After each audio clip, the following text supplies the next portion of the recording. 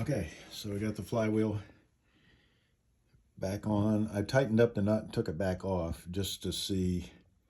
So you can see there's still a little bit of rotational slop here. So the hub it's better. It's much better than it was, but it's certainly not tight on the hub. So will this work? Yeah, I don't know. I'm going to put the nut on and use a little bit of Loctite, not the red stuff, the blue stuff, so I can get it back off. And we'll see what happens when I run it.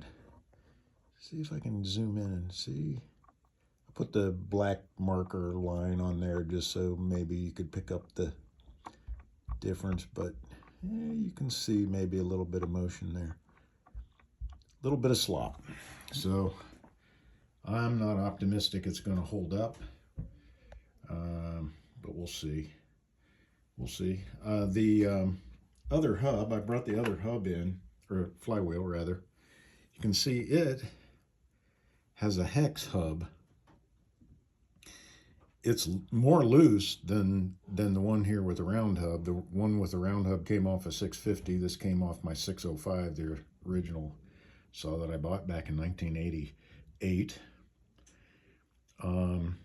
It came loose when I started to fall and threw the saw, keep from having the saw land on me, and got loose. So you can see a little bit of gap in there. It's more loose than this one because I ran it more, but because with the hex hub, I might have better success using set screws here. So that's my next step.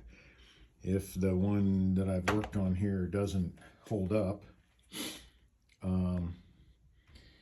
then we'll try it on the hex hub, on the other flywheel here with a hex hub.